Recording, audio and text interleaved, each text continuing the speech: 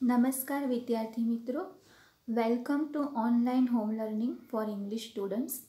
વિદ્યાર્થી મિત્રો, આજે આપણે સ્પીચ રાઇટિંગ વિશે અભ્યાસ કરીશું. અત્યાર સુધી બોર્ડની પરીક્ષામાં સ્પીચ રાઇટિંગ જે છે એ 6 માર્કમાં પૂછાતું આવ્યું છે. સ્પીચ રાઇટિંગની અથવામાં એપ્લિકેશન રાઇટિંગ પૂછાય છે અને નેક્સ્ટ વિડીયોમાં આપણે એપ્લિકેશન રાઇટિંગ વિશે અભ્યાસ કરીશું. આ વિડીયોમાં આજે આપણે સ્પીચ રાઇટિંગ વિશે અભ્યાસ કરીશું, જે 6 માર્કનું છે. 6 માર્ક મેળવવા માટેનું કઈ રીતનું ડિસ્ટ્રીબ્યુશન હોઈ શકે એ પહેલાં આપણે સમજી લઈએ. તો સૌ પ્રથમ સ્પીચ લખવા માટે તમારે ઇન્ટ્રોડક્ટરી પેરેગ્રાફ લખવો પડે. તો ઇન્ટ્રોડક્ટરી પેરેગ્રાફ જે છે એના આપણને 2 માર્ક ફાળવેલા છે. 2 માર્ક્સ ઇન્ટ્રોડક્ટરી પેરેગ્રાફ. સ્પીચ એટલે કે વક્તવ્ય. આપણે જ્યારે કોઈ ઓડિયન્સની સમક્ષ વક્તવ્ય આપીએ, એ વક્તવ્યનું ડ્રાફ્ટિંગ કરીએ તો એને સ્પીચ રાઇટિંગ કહેવાય. કોઈ પણ વક્તવ્ય શરૂ કરતાં પહેલાં આપણે સૌ પ્રથમ સંબોધન કરવું પડે. તો સંબોધન કરવા માટે તમે કેવી રીતે કોને સંબોધન કરશો એના માટે તમારે ઇન્ટ્રોડક્ટરી પેરેગ્રાફ તૈયાર કરવો પડે. આ ઇન્ટ્રોડક્ટરી પેરેગ્રાફ આપણે જે તૈયાર કરીશું એના 2 માર્ક છે. તો સૌ પ્રથમ આપણે ઇન્ટ્રોડક્ટરી પેરેગ્રાફ વિશે સમજી લઈએ. તો આ રીતે સ્પીચ રાઇટિંગ જે છે 2+2+1 2+2+1 એ 2+3+1 એટલે 2+3+1ની અંદર વહેંચાયેલું છે. ઇન્ટ્રોડક્ટરી પેરેગ્રાફના 2 માર્ક્સ છે, પછી કન્ટેન્ટ ઓફ સ્પીચના 3 માર્ક્સ છે અને કન્ક્લુઝનના 1 માર્ક છે. કોઈ પણ સ્પીચ શરૂ કરતાં પહેલાં આપણે સંબોધન કરવા માટે ઓનરેબલ ચીફ ગેસ્ટ એટલે જે મુખ્ય અતિથિ આવેલા હોય તે માનનીય મુખ્ય અતિથિ, honourable chief guest, respected principal, teachers and my dear friends. Honourable chief guest, respected principal, teachers and my dear friends. અહીંયા આપણું આ જે સંબોધન જે છે એ સંબોધનમાં કઈ કઈ વ્યક્તિઓનો ઉલ્લેખ કરેલો છે તે પૂરું થાય છે. ત્યારબાદ આપણે અભિવાદન કરીશું. અભિવાદન કરવા માટે આપણે ગુડ મોર્નિંગ, ગુડ આફ્ટરનૂન જેવા શબ્દોનો ઉપયોગ કરતા હોઈએ છીએ. તો અહીંયા આપણે કહીશું good morning to one and all. Good morning to one and all. આટલું ક્લિયર થયા બાદ આ સંબોધન ક્લિયર થઈ ગયું. Honourable chief guest, respected principal, teachers and my dear friends. Good morning to one and all. ત્યારબાદ આપણે એક ફકરાની અંદર આપણે ટૂંકમાં આપણો પરિચય આપીશું. તો આઈ એમ.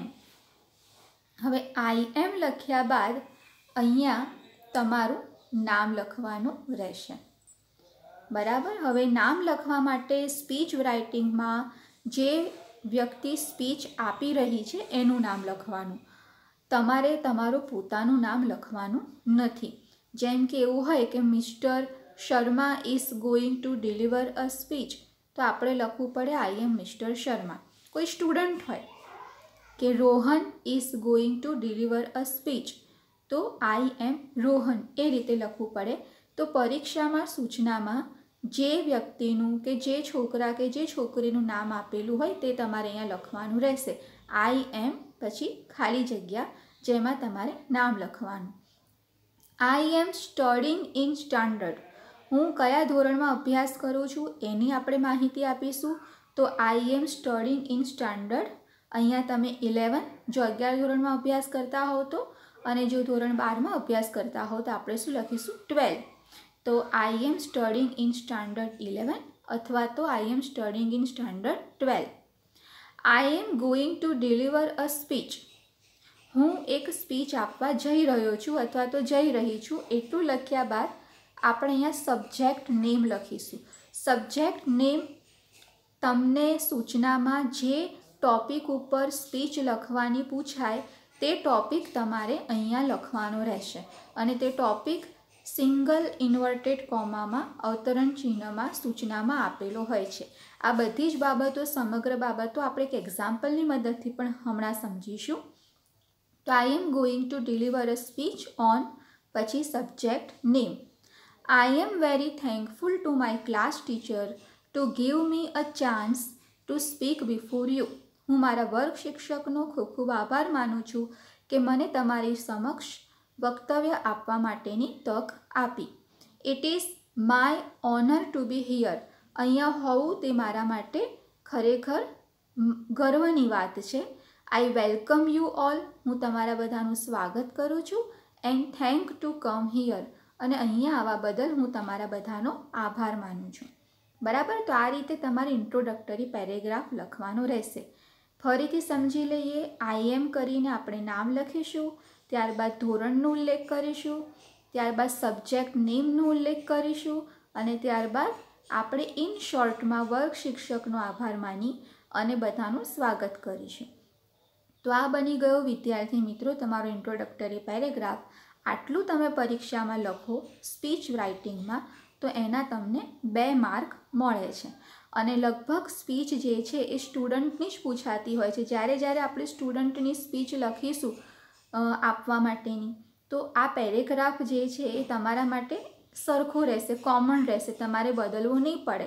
તો આ શબ્દો અને આ વાક્યો જો તમે પ્રિપેર કરશો તો કોઈ પણ સ્પીચ પૂછાય તમે ઇન્ટ્રોડક્ટરી પેરેગ્રાફ લખીને 2 માર્ક મેળવી શકશો.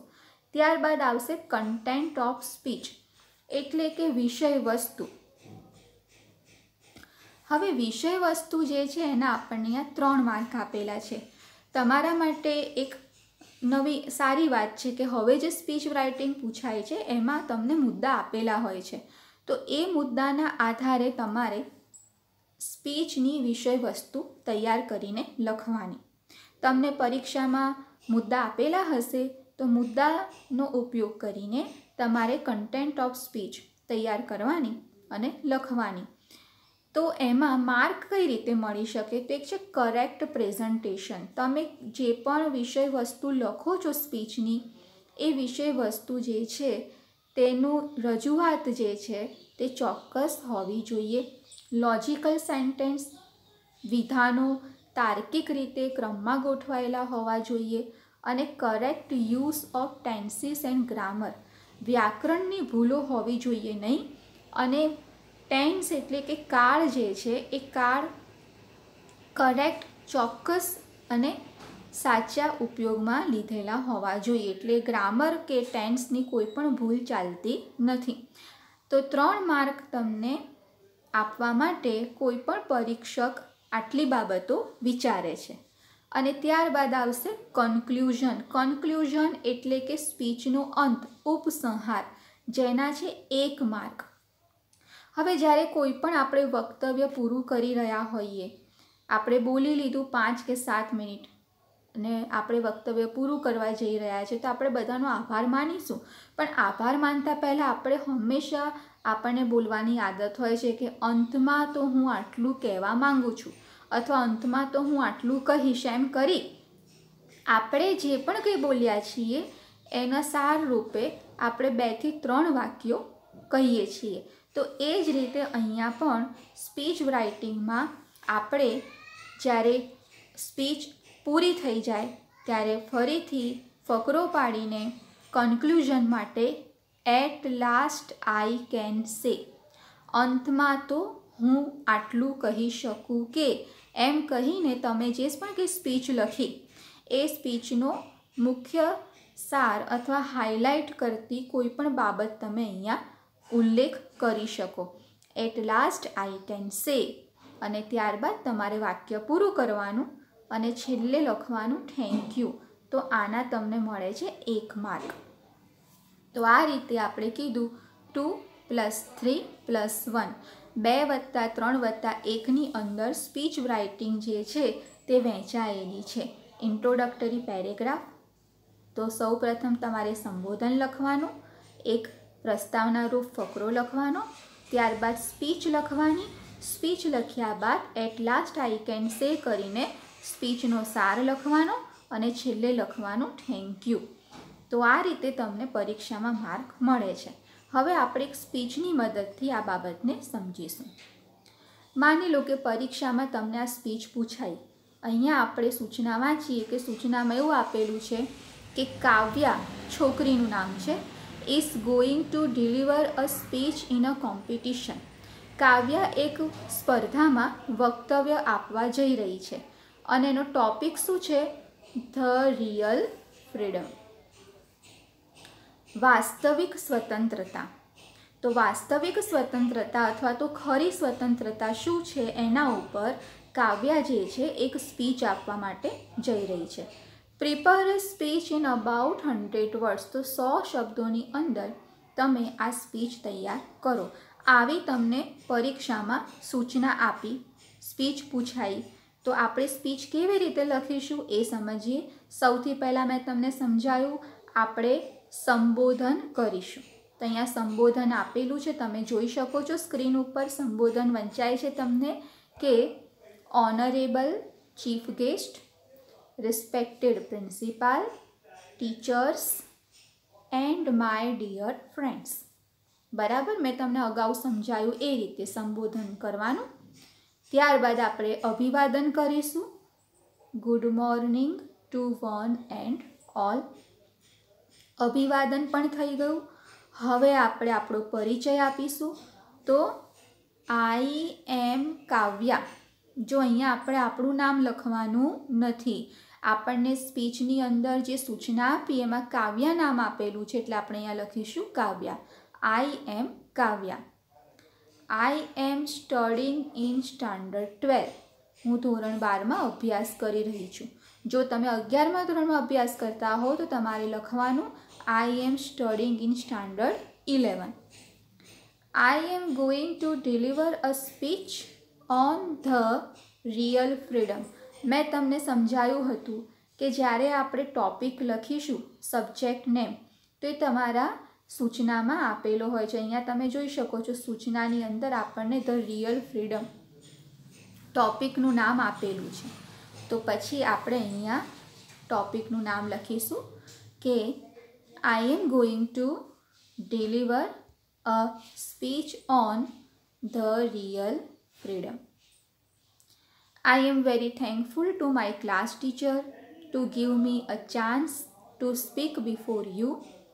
It is my honor to be here. I welcome you all and thank to come here.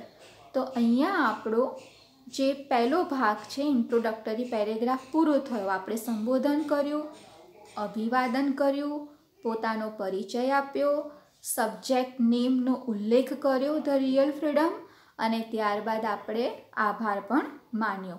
એટલે અહીંયા તમારા 2 માર્કનું કામ પૂરું થાય છે. હવે આપણે લખવાની છે speech.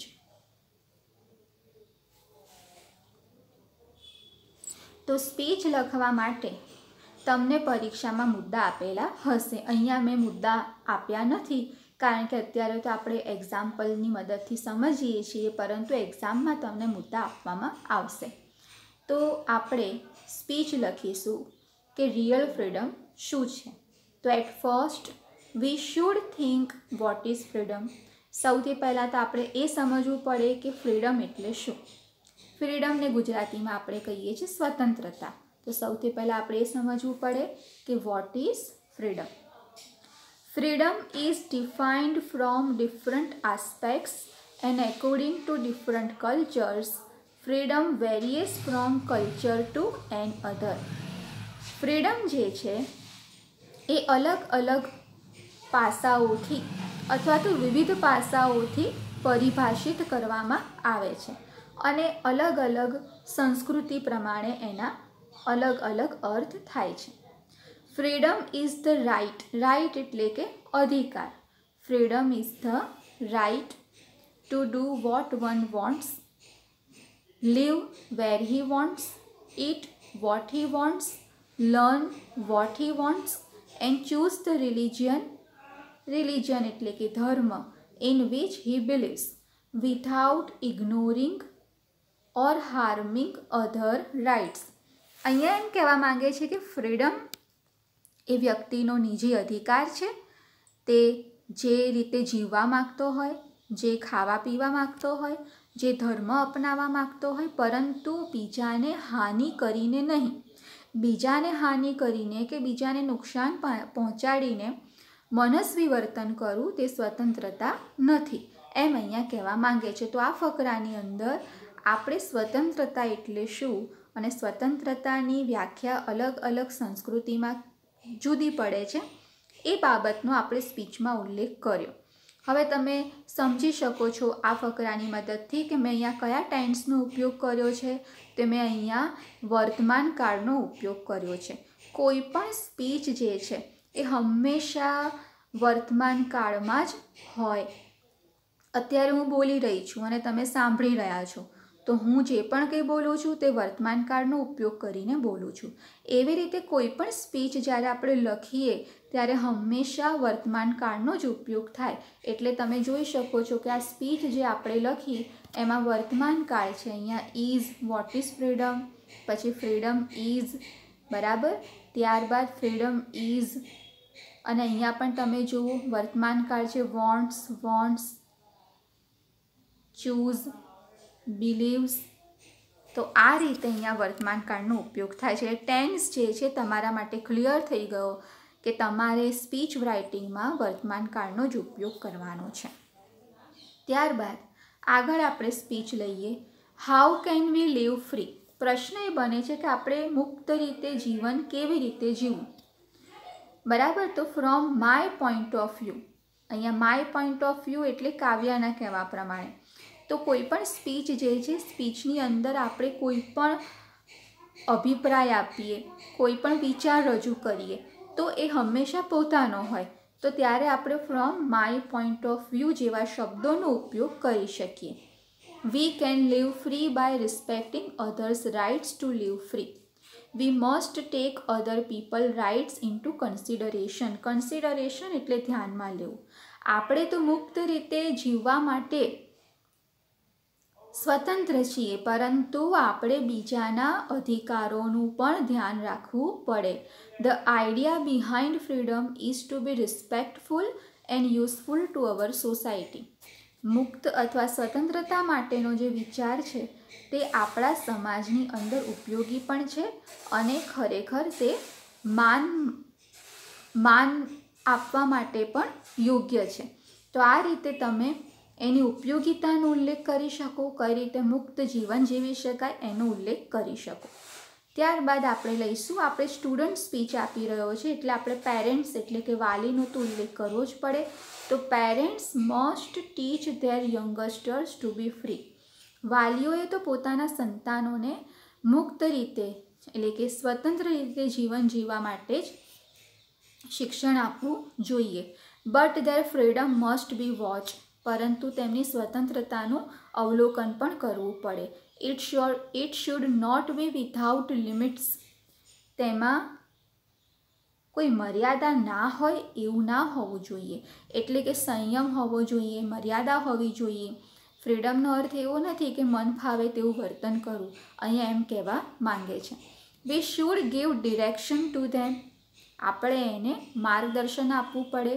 Freedom is very important for building a good character and stable personality. તો આ વાક્યની અંદર આપણે અલ્ટિમેટલી ફ્રીડમની ઉપયોગિતા દર્શાવી દીધી કે freedom is very important for building a good character. સારા ચરિત્રનું નિર્માણ કરવા માટે ફ્રીડમ ખૂબ જ ઉપયોગી છે. And stable personality. સ્ટેબલ એટલે સ્થિર. સ્થિર વ્યક્તિત્વ અને ઉત્તમ ચારિત્ર્યનું નિર્માણ કરવા માટે ફ્રીડમ ખૂબ જ ઉપયોગી છે. હવે અહીંયા આપણે કન્ક્લુઝન આપીશું. અહીંયા આપણી સ્પીચ પૂરી થાય છે. તો આપણે જોઈ શકીએ છીએ કે આપણી જે સ્પીચ જે છે અહીંયાથી શરૂ થઈ કે at first we should think what is freedom. તો આ ફકરામાં આપણે ફ્રીડમ એટલે શું એની ચર્ચા કરી. ત્યારબાદ બીજા ફકરાની અંદર આપણે how can we live free એની ચર્ચા કરી. ત્રીજા ફકરામાં આપણે પેરેન્ટ્સ આમાં કઈ રીતે પોતાની ભૂમિકા ભજવી શકે અને ફ્રીડમની ઉપયોગિતા શું છે એની ચર્ચા કરી. અને લાસ્ટ પેરેગ્રાફ જે છે એની અંદર આપણે હવે કન્ક્લુઝન આપીશું જેનો 1 માર્ક છે. અહીંયા સુધી તમારા 3 માર્કનું કામ પૂરું થયું. કન્ટેન્ટ ઓફ સ્પીચ જે છે એ 3 માર્કનું કામ તમારું અહીંયા પૂરું થયું. અને છેલ્લો જે ફકરો છે 1 માર્કનો, એમાં મેં તમને સમજાયું કે આપણે કહીશું એટ લાસ્ટ આઈ કેન સે, અંતમાં હું કહી શકું કે. હવે આપણે આખી સ્પીચનો સાર લઈશું. તો મેં લખ્યું છે freedom is an innate rights humans are born with. ફ્રીડમ એ જન્મજાત અબાધિત અધિકાર છે, એટલે કે મનુષ્ય જન્મે છે એની સાથે જ તે સ્વતંત્રતાનો અધિકાર લઈને જન્મે છે. આવું આપણે આખી સ્પીચના આધારે કહી શકીએ. We must respect freedom of everyone in the society. બીજું કે આપણા સમાજમાં બધાની સ્વતંત્રતાને આપણે માન આપવું પડે. This way we can enjoy our freedom through our life. આ રીતે આપણે આપણા જીવનમાં સમગ્ર જીવનકાળ દરમિયાન ફ્રીડમને એન્જોય કરી શકીએ છીએ, એટલે કે માણી શકીએ છીએ. તમે જુઓ છો કે કન્ક્લુઝનનો જે ફકરો છે બહુ જ નાનો છે. આ ફકરો જે છે એકદમ શોર્ટ છે અને 2 થી 3 વાક્યની અંદર આપણે કન્ક્લુઝન આપી દઈએ છીએ, જેનો 1 માર્ક છે. તો કન્ક્લુઝન બહુ લાંબુ હોય નહીં. તમારે 2 થી 3 વાક્યની અંદર સમગ્ર સ્પીચમાં તમે શું કહેવા માગતા હતા તે હાઇલાઇટ કરવાનું છે. અને છેલ્લે આપણે લખીશું થેન્ક યુ, તમારો આભાર. તો આનો છે 1 માર્ક. તો અહીંયા તમારા 1 માર્કનું કામ પણ પૂરું થયું. તો આ રીતે સ્પીચ જે છે તમારે પરીક્ષામાં લખવાની રહેશે. બરાબર. આમાં આપણે ડેટ, ટાઈમ, પ્લેસ એવું કંઈ જ લખતા નથી. પહેલી બાબત, આપણે શું કરીએ છીએ તો સંબોધન કરીએ છીએ. સંબોધન કર્યા બાદ આપણે અભિવાદન કરીએ છીએ. અભિવાદન કર્યા બાદ આપણે આપણો પરિચય આપીએ છીએ, આભાર માનીએ છીએ. અહીંયા સુધી તમે ઇન્ટ્રોડક્ટરી પેરેગ્રાફ પૂરો કર્યો, એના તમને મળે છે 2 માર્ક. ત્યારબાદ તમે સ્પીચ લખો છો. સ્પીચની અંદર આપણે વર્તમાન કાળનો ઉપયોગ કરીએ છીએ. આપેલ મુદ્દાના આધારે આપણે સ્પીચ લખીએ છીએ. એના મળે છે તમને 3 માર્ક. જેટલી ભૂલો હશે એટલા માર્ક 3માંથી કપાશે. ભૂલો નહીં હોય, ઓછી હશે તો તેટલા તમને 3માંથી વધારે માર્ક મળશે. તો એ 3 માર્કનું કામ પૂરું થયું. અને ત્યારબાદ છેલ્લે આપણે લખીએ છીએ conclusion, at last I can say કરીને સમગ્ર સ્પીચમાં તમે શું કહેવા માંગો છો એ બાબતને હાઇલાઇટ કરશો માત્ર 2 થી 3 વાક્યમાં. અને અંતમાં આપણે લખીશું થેન્ક યુ. ત્યારબાદ આપણે ફરીથી આપણું નામ લખવાની અહીંયા ક્યાંય જરૂર રહેતી નથી. થેન્ક યુ કહીએ ત્યાં આપણી સ્પીચ જે છે તે પૂરી થાય છે. તો આ રીતે તમારે પરીક્ષામાં સ્પીચ રાઇટિંગ લખવાની રહેશે. તો કોઈ પણ સ્પીચ પૂછાય તો મેં તમને સમજાવ્યું એ પ્રમાણે તમે સંબોધન જે છે એ કોમન રાખી શકો છો, ઉપયોગમાં લઈ શકો છો. બરાબર. ત્યારબાદ કન્ટેન્ટ ઓફ ધ સ્પીચ જે છે